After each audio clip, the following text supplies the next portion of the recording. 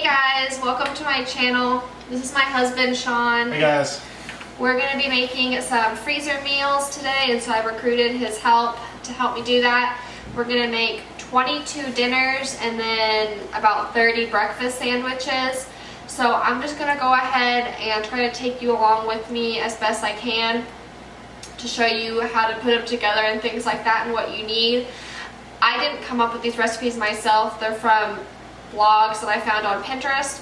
So I'll leave those in the description down below, so if you want to go back and reference that.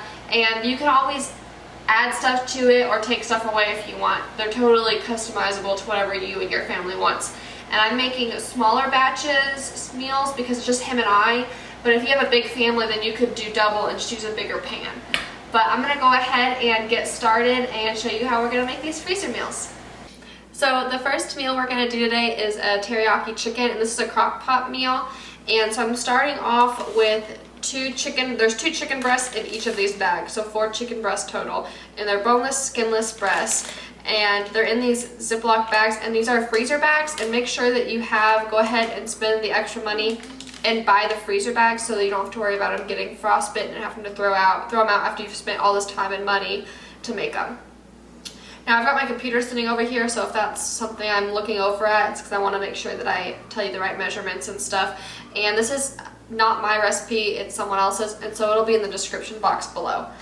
So I'm going to start off by taking this bag of carrots, and I'm going to split them pretty close to evenly between the 2 bags. And if your family really likes carrots, you can always do more than this. We're just going to use this much.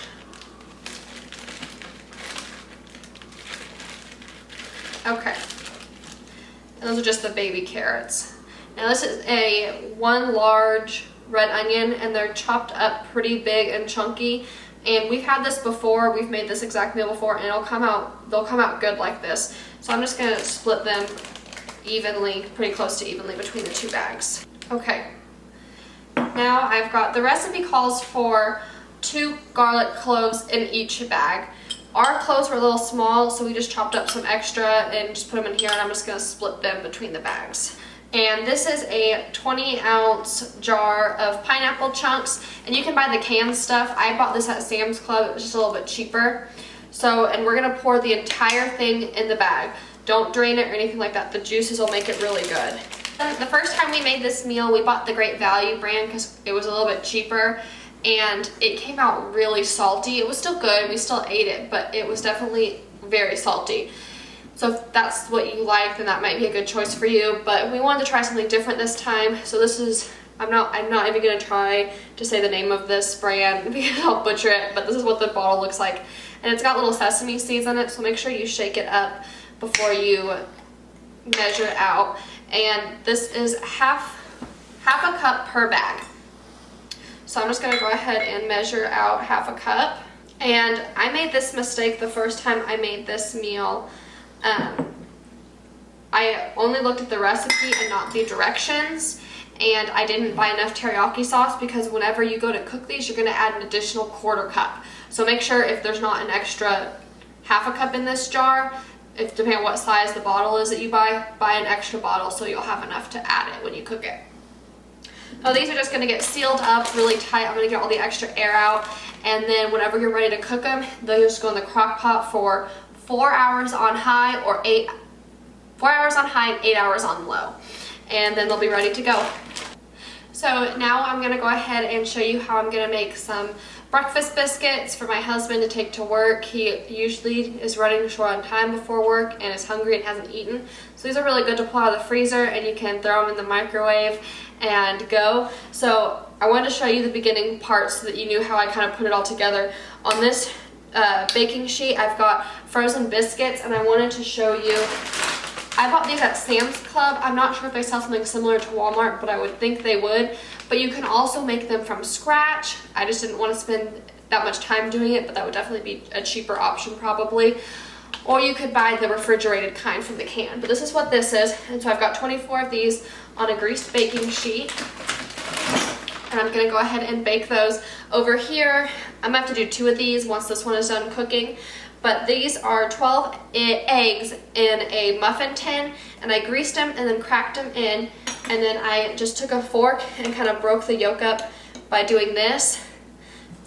And then what I'm gonna do is go ahead and put just a little bit of salt and pepper on each one. I'm gonna go ahead and do that on each one of those, just like that. And then we're gonna make 24 of these. And I also bought these at Sam's Club, but you could do whatever you wanted. You could also do bacon. We've also made these with English muffins and slices of like ham lunch meat, and that was really, really good.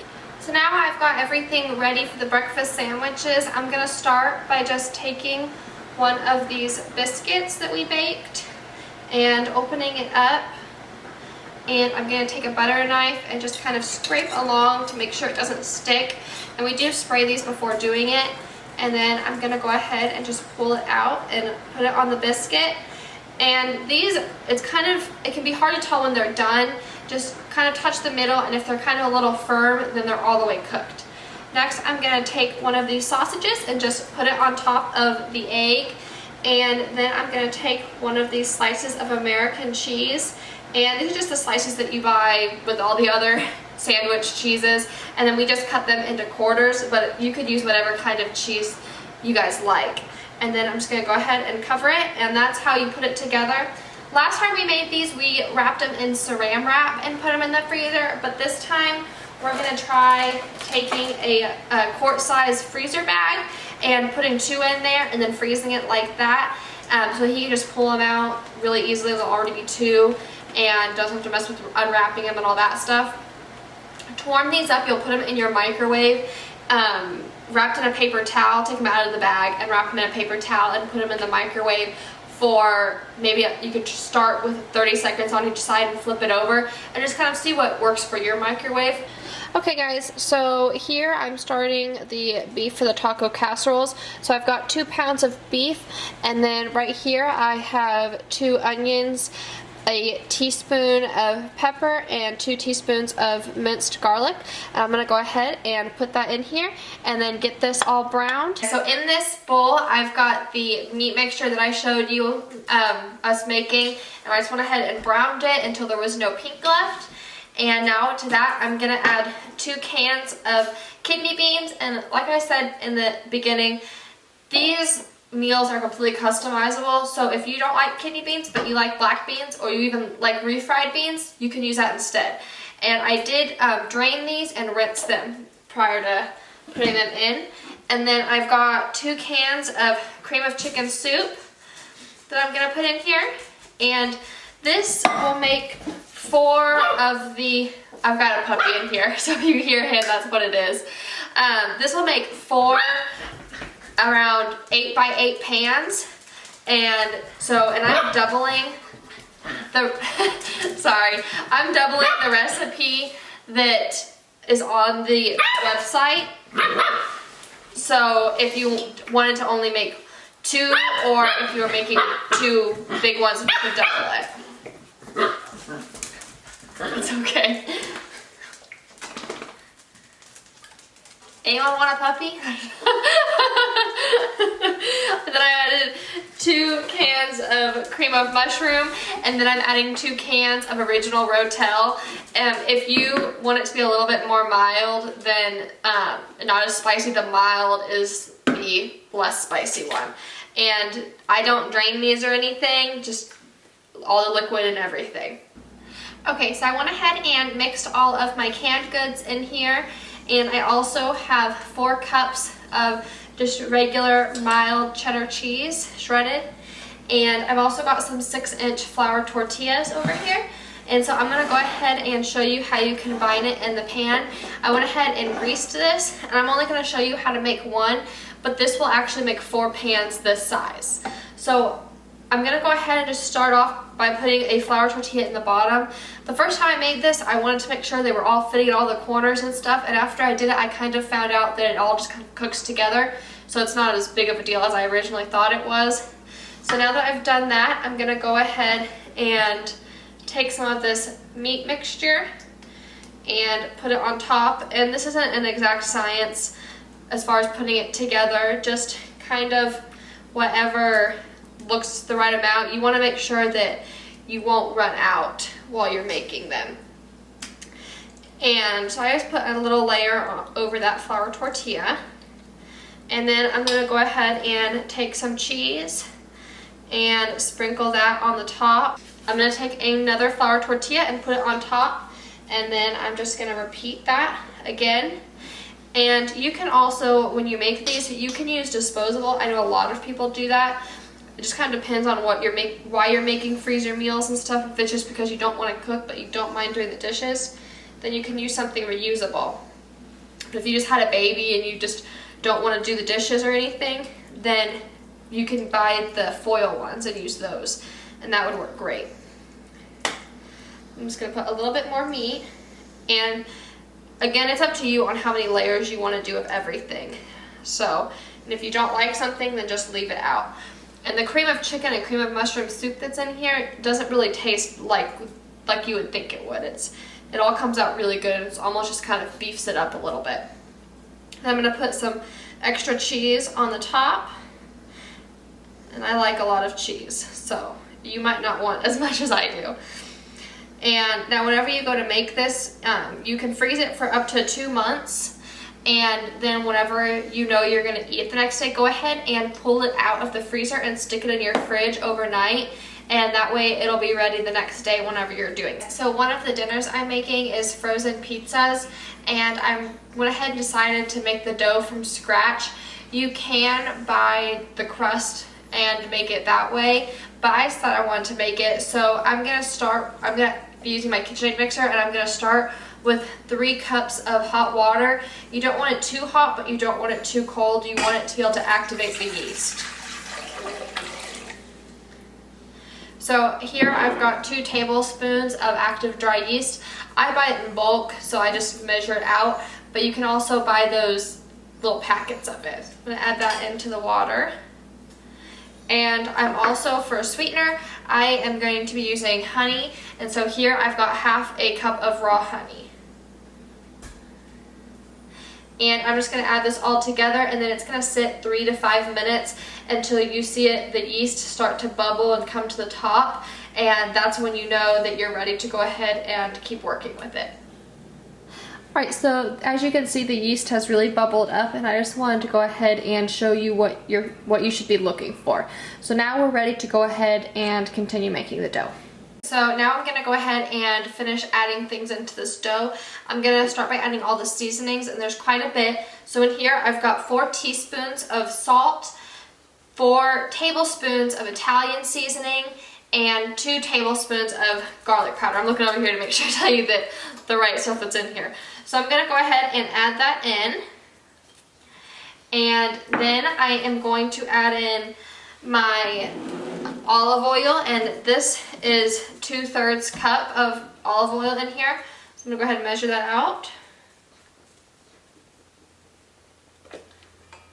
And then we're going to mix this up thoroughly, and then we're going to be back to add the flour. Now we're going to add between 8 and 9 cups of flour, so it's quite a bit of flour. I'm not going to make you sit through me measuring and adding it slowly, because you want to add it slowly and kind of work it in. Once I get a little bit in, I'll come back and kind of show you what it looks like and show you the end part of it. Okay guys, so I went ahead and added just maybe closer to the 9 cups of flour in my KitchenAid, and kneaded it for probably about 3 minutes with a dough hook, and it was a little bit too much dough for the size of KitchenAid that I have, so I went ahead and took it out and finished kneading it here on the countertop with some flour. Here's what it looks like, and so I have got this greased bowl here, and I'm just going to go ahead and transfer this to the bowl, and I will cover it and put it in a warm place, and I want it to rise till it's about double in the size.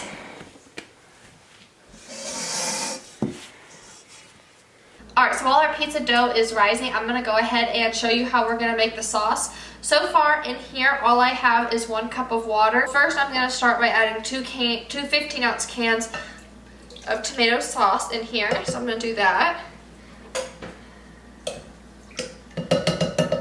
And next I'm going to add 6 6-ounce cans of tomato paste, and this will help thicken it up some too, so it's not as runny, since everything else in here right now is pretty runny. Alright, so now I'm going to go ahead and add the spices. Went ahead and already measured everything. I'm going to look over here so I can make sure I tell you what I've got exactly. I have 4 teaspoons of garlic powder, 2 tablespoons of basil, 2 tablespoons of parsley, 1 tablespoon of oregano, 1 tablespoon of thyme, 3 teaspoons of salt, 2 teaspoons of pepper, and 6 tablespoons of grated Parmesan cheese. So I'm going to go ahead and add that in here. And in here I have 2 tablespoons of honey for a sweetener and 6 tablespoons of olive oil. So I'm going to go ahead and add that in.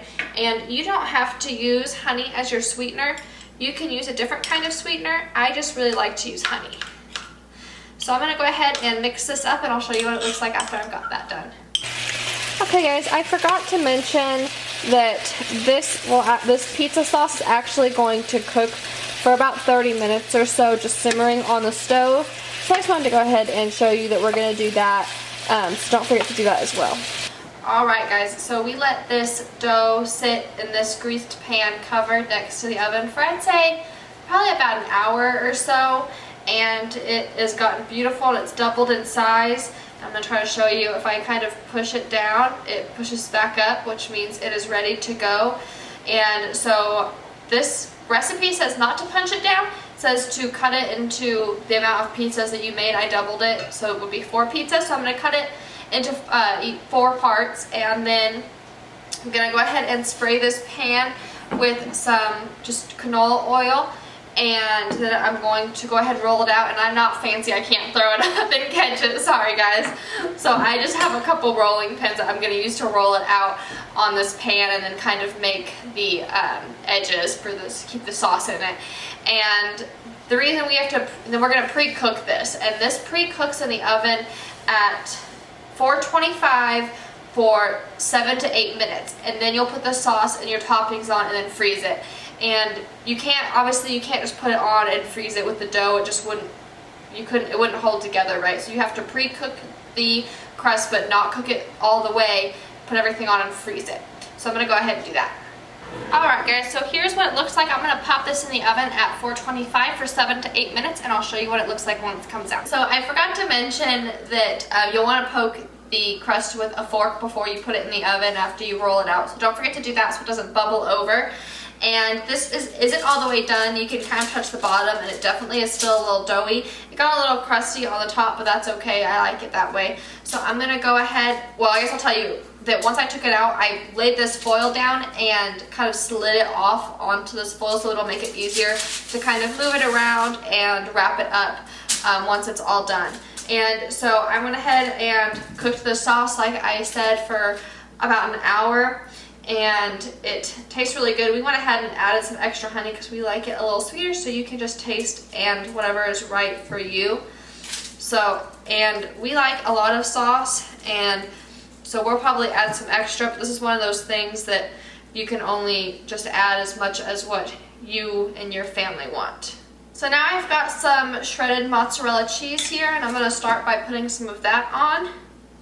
And then I'm going to go ahead and take some of this mild cheddar shredded cheese and just put a little bit on the top just so it has a little bit of, looks a little prettier and has a little bit of different flavors. And anything that freezes well you can put as a topping, and you can even do a different kind of sauce. But if you like pepperoni, do pepperoni. Whatever, if you want a bunch of vegetables, then cut up a bunch of vegetables and put them on there. My husband and I like ham and pineapple. So the same pineapples that you saw earlier, for the teriyaki chicken I just have here that I've got. So I'm just going to sprinkle those around all over the pizza. And then I also, for the ham, we just buy normal lunch meat ham that we use for everything else. And we just kind of dice some up, and that's what we use for our pizzas. I'm going to go ahead and wrap this up in some foil, and then I'm also going to put a little layer of plastic wrap over it, and I'll probably write what's inside of it and how long to cook it. And I wanted to mention that you should do that with all the meals. Wrap it with foil twice and then put a layer of plastic wrap over it, and then with a Sharpie just take it and write on there what it is and how long to cook it and what to do so that you don't have a mystery meal in your freezer for 3 years that because you don't know what it is or how you need to do to bake it. So I'm gonna go ahead and do that. So here is what it's gonna look like after it's all wrapped up. And it's gonna bake at 425 for about 15 minutes and just kind of until everything looks bubbly and well cooked through and warm and everything. And I would try not to stack these if you can until they're frozen and then stack them up. And I also wanted to mention that this pizza sauce, since there is so much of it, one, you don't have to double it the way I did, depending on if you're not a big sauce person. And two, if you still have leftover, that you can put this in freezer, just Ziploc freezer bags, and zip it up and lay them flat in the freezer and freeze them. And then you can thaw them out and use it again another time you want to make pizzas. Alright guys, I just wanted to show you really quick how we were steaming our broccoli. We have this, well, my husband had it before we got married, this nice pan that has the built-in steaming basket. So we're just going to go ahead and steam that. So now I am making a broccoli, chicken, cheese, and rice casserole. This is one of our favorites. We've made it before. So in this bowl, I've got about 4 chicken breasts that we chopped up and cooked in a pan on the stove. And I've got 10 cups of cooked rice. And if you're wondering, 1 cup of uncooked rice is 5 cups of cooked rice. So this is 2 cups of uncooked rice or 10 cups of cooked rice. So to that I am going to add 2 cans of cream of mushroom soup, 2 cans of cream of chicken of soup, about 4 cups of lightly steamed broccoli that we've got here. And you know it's ready when it's got this bright green color. And just over, it calls for 4 cups of cheddar cheese, but we really like cheddar cheese, so it's a little over 4 cups. And then I'm just going to salt and pepper to taste. Alright guys, so this is actually really easy. Once this is all done, all we're going to do is take this 8x8 pan, and I went ahead and sprayed it with some grease already. And then we just take the mixture that we just mixed up, and we're just going to pile it in there. And this is about either big pans to 8x8 pans, it makes 4. So I'm going to go ahead and pile this in. It's same with the taco casserole, let it thaw overnight, and this cooks at 350 for 25 to 30 minutes once it's thawed. And you can sprinkle some cheese on it before you put it in the oven or just before you take it out, and to get extra cheese. Now we're going to go ahead and add 1 pound of ground Italian sausage to a large Dutch oven. You want to make sure you use a big pan because there's a lot that's going to go in here. And then we're also adding 2 pounds of ground beef, along with a medium onion,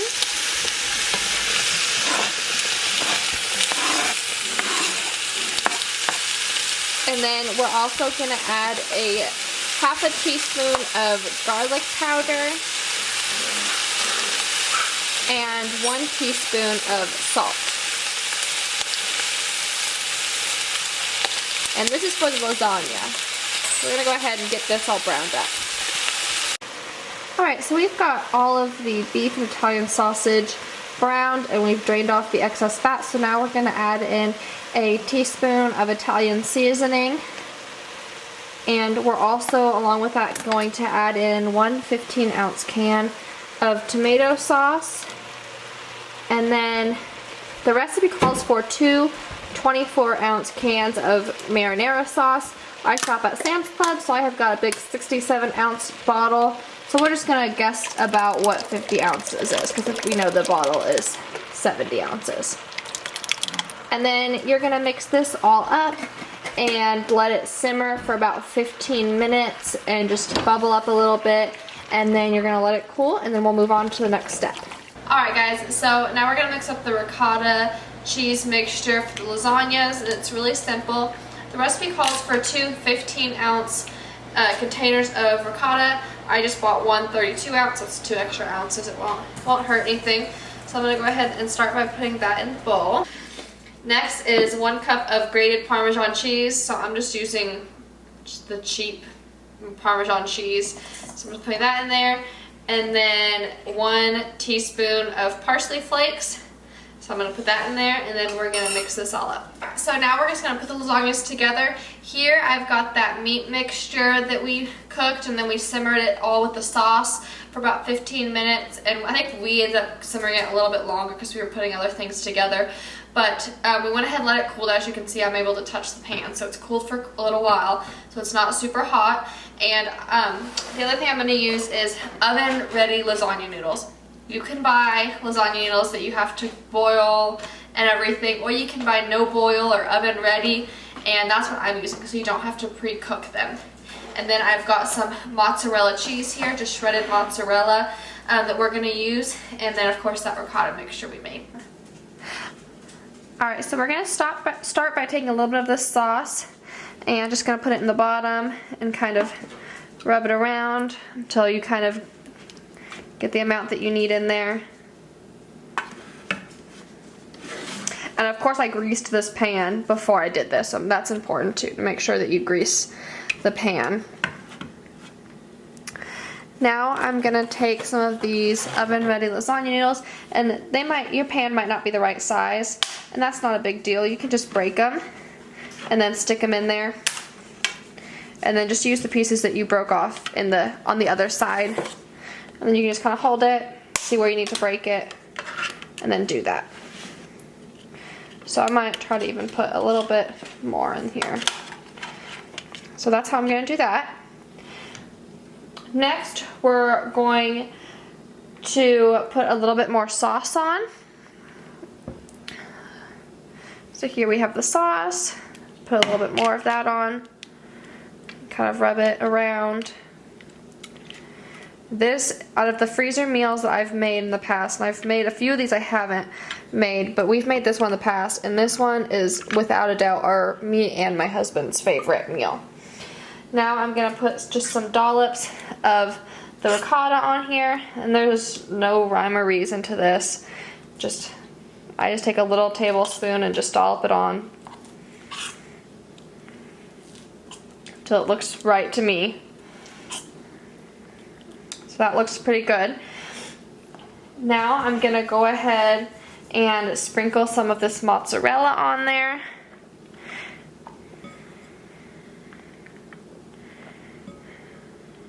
And I've said this a couple times, I'm a cheese person, me and my husband both are, so you don't have to add as much cheese as I do.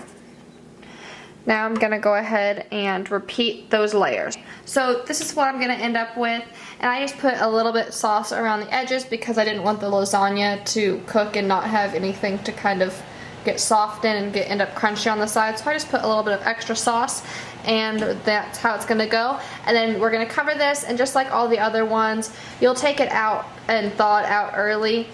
And it's going to cook at 350 for about 45 minutes covered, and then you'll uncover it and cook it for another 15 minutes. Okay guys, so I went ahead and doing a baked ziti. I went ahead and started. Here is 2 pounds of ziti noodles that I went ahead and cooked. I still need to drain them, but those are ready to go. And over here, my husband is going to start browning 2 pounds of ground beef along with 2 onions, and we're going to brown those, and similar to the lasagna, after those are thoroughly cooked, we're going to go ahead and add in 3 jars of spaghetti sauce, 3 24-ounce jars, so about one of the big ones that I have. Alright, so we've got the 2 pounds of beef all browned along with the onion, and we went ahead and drained it. Now it asks to add 3 jars of spaghetti sauce, so 3 24-ounce jars. I have these big old Pregos sauces, and I've got 2 that have been open that aren't used, and combined they should be about 3 24-ounce jars. So I'm just going to add both of those, and then the recipe says to simmer it for 15 minutes, so then I'm just going to add these and do that, and then pretty much just putting it all together. Okay, so this is the last freezer meal that we're putting together, and it's the baked ziti. So over here I've got 2 pounds of the ziti that's been cooked. In this pan I have the 2 pounds of beef, 2 onions, I think that we put some kind of Italian seasoning in there, and then 3 jars of spaghetti sauce. All of it all linked down below, and I showed you while I was putting it in. And then right here I've got some Parmesan cheese. Here I've got slices of provolone cheese. mozzarella, and here's some sour cream. And this is 3 cups of sour cream. And this is about 4 cups of mozzarella.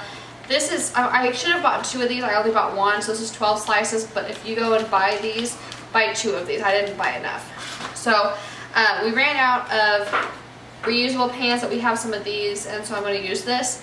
I went ahead and greased it because I always err on the side of caution and grease things. So I'm going to be looking at my computer to make sure I put all the layers in right. So I'm going to start by taking some of the Ziti. So I've got a nice little layer of the Ziti right there. And then I'm going to put some sauce. I'm just going to take a scoop of the sauce and just kind of pour it on top of the noodles. Alright, so then I'm going to take some provolone cheese. I'm not going to cover it as well as I would have if I had bought in the right amount. So I'll probably only put maybe 2 on each layer. So I'll put 2 here and then 2 there on the next layer. Where if I had bought in all of it, I'd probably put 4. So go ahead and buy more than what I'm doing, but this is just how I'm doing it because I didn't buy enough. And then we're going to put some of the sour cream, and then I'm going to put some mozzarella.